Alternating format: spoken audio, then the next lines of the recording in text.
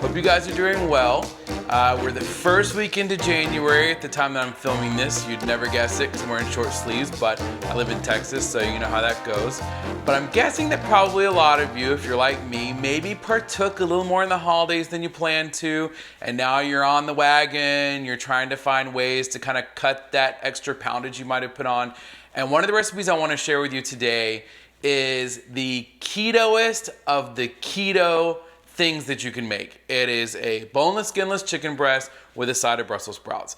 Now I realize that several of you might have just vomited, but don't worry. I'm gonna show you a way to make Brussels sprouts that's not only delicious, I think you might actually maybe possibly like them, if not maybe actually possibly love them. We'll see, who knows? Anything can happen. But what I'm gonna do now is show you what you're gonna need to get started, and then we're gonna go from there. And just like that, it's nighttime. The power of video.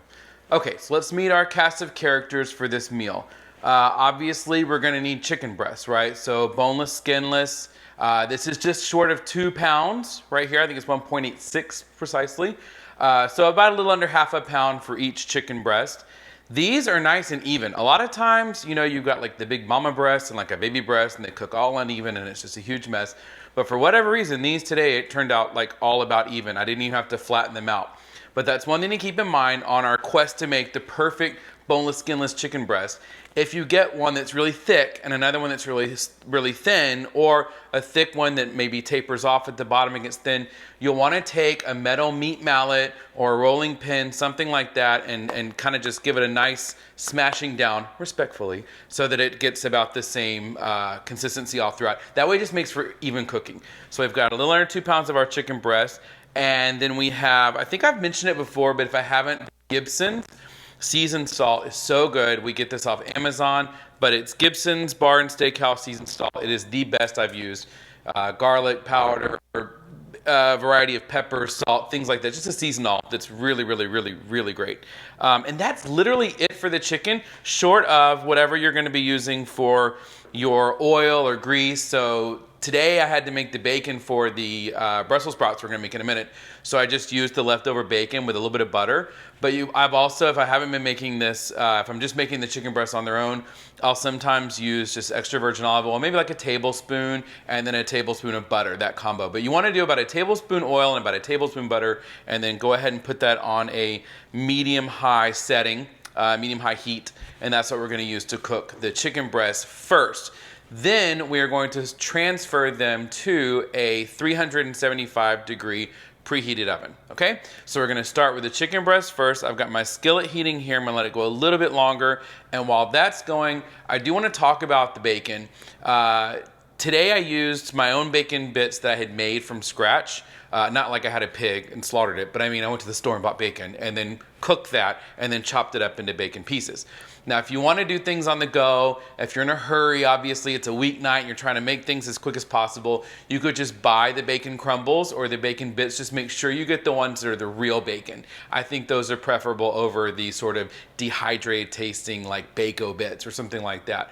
But if you're going to do it from scratch, what I would recommend doing, and this is the easiest way to make bacon, by the way, I still do it in the skillet sometimes, but if I'm making a large batch or if I'm just making some for something like this, I will go ahead and take about 4 to 5 pieces of bacon, which is what you'll need for this recipe, put it in a foil lined cookie sheet or roasting pan, right?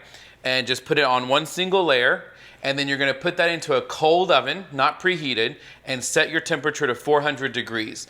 Put that in at 400 degrees, or put that in cold, up to 400 degrees, set your timer for about 20 minutes, and start checking it. But it should take maybe 20, 25 minutes. Perfect bacon, so easy, and then you can use the leftover bacon fat for when you make your chicken. So this is, go ahead and get a little smoky now, so I'm gonna go ahead and lie these in, however you say it.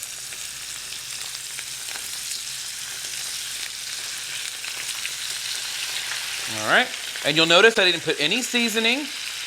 I'm gonna let these go for maybe about, I don't know, 5 minutes or so, I would say, on each side. Sometimes we do a little less on the second side, but they're gonna look about like this.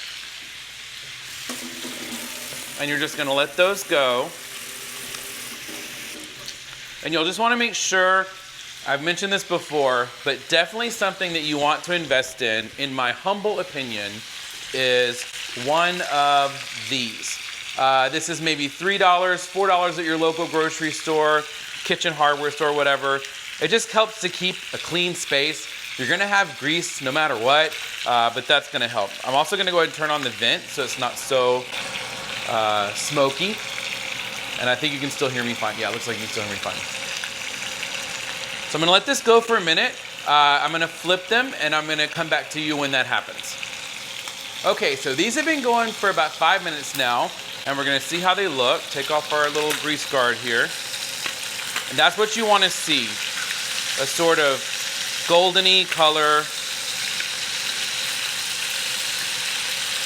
just like that. And this is where I'm gonna put my seasonings on. I don't like to put them on too soon because they have a chance to kind of burn or maybe not taste right, so I don't prefer to do that. But I'm just gonna take maybe about, I'd say about a teaspoon or so of your seasoned salt and just put just on the outside like this. Now, I'll put this in the recipe and the instructions, but I did forget to mention earlier, you'll want to make sure you use an oven-proof skillet. You don't have to. You can always transfer it if you don't have one into like a casserole dish or something like that, a roasting pan, but it just helps, I think, for ease, if you can start off in a skillet that you can just put right into the oven. And this is looking good, and then you're gonna, like I said earlier, let it go about another 4 to 5 minutes. You just wanna start to check it, but once your skillet gets hot, you don't wanna burn it as it starts to transfer more heat.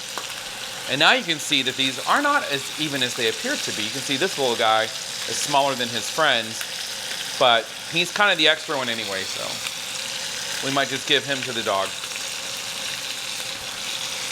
So I'm gonna go ahead and check. I know it hasn't been quite that long yet, but I just don't trust anything.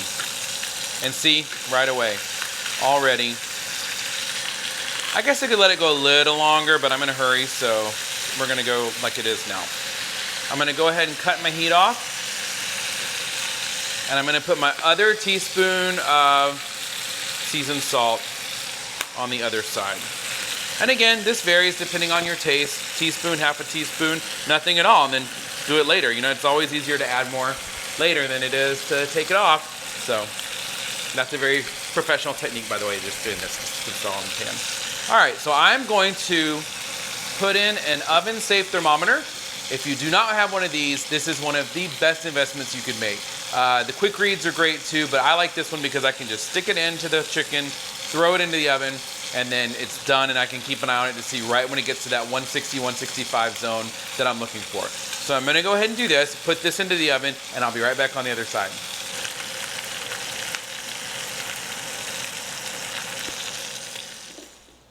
Okay, so our chicken is a-cooking in the oven, and meanwhile, while that's doing that, we're gonna go ahead and get started on our Brussels sprouts. Similarly to before, you wanna go ahead and preheat your skillet to medium-high heat. For these, I'll go ahead and do this cast of characters now for this side of it.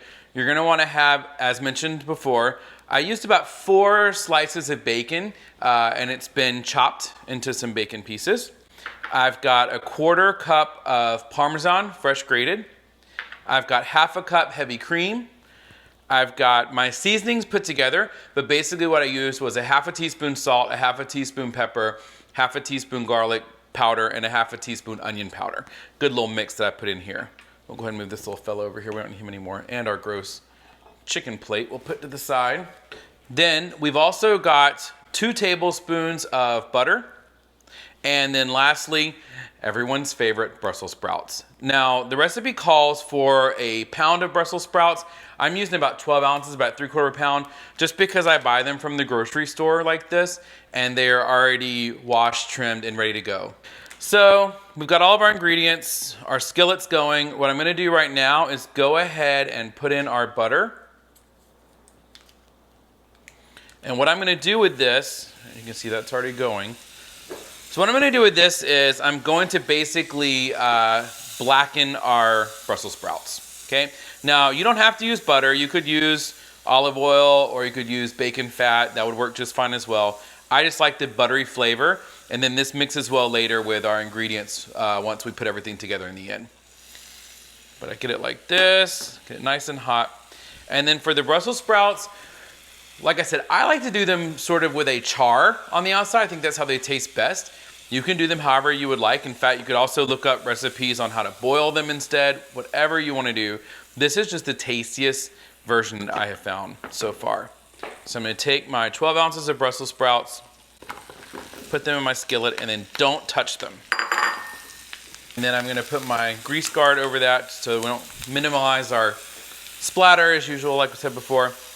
And I'm going to let these go for a few minutes, and then I will be right back to show you the next steps. Okay, so it's been about 5-7 minutes now. So I'm going to go ahead and reduce my heat to medium-low, turn on the vent for a little bit. And crazy as it sounds, especially if this is one of your first times cooking, I know this would scare the bejesus out of you. That's exactly how it's supposed to look though, with that blackened char. I think it tastes so good. Don't worry, it's gonna all even out in a minute. But go ahead, like I said, and cut your heat down. In fact, you could even go ahead and just remove it from the heat altogether. I'm gonna put these to the side for a minute while we get our heavy cream, our seasonings, and then we're gonna leave the bacon and the Parmesan out for now. Sorry, it'll come to play in a minute, but for now, you guys get left out. So first I take my seasonings, and I'll move this back over so you guys can see. There we go. And our cream. Again, a half a cup cream, heavy whipping cream, heavy cream, whatever you can find. I'm just gonna lift that up off the heat just so it doesn't scare the poor little thing to death. All right. There we go, looking good. Now, once you've got this cut down on a medium-low heat, you're gonna let this go for about 10 minutes, which should time out with the chicken pretty well. And I'll show you what we're gonna do. I kept an eye on that. It's still got, about another 10 minutes left. It's at 150 degrees right now, so shouldn't take too much longer. All right, and this looks how this is supposed to look. It'll start to cook down, but I kind of alternate it on and off the heat. This comes into where gas versus electric. Obviously, with my cooktop being electric, it retains a lot of heat. If you've got a gas range, obviously it's gonna or a gas cooktop rather, it's gonna just immediately go down. So it just kind of depends on your situation and what you have at your disposal. But once again, I'm gonna cut away for a few minutes, let this go, and then we'll finish off our nice chicken breast and Brussels sprouts dinner.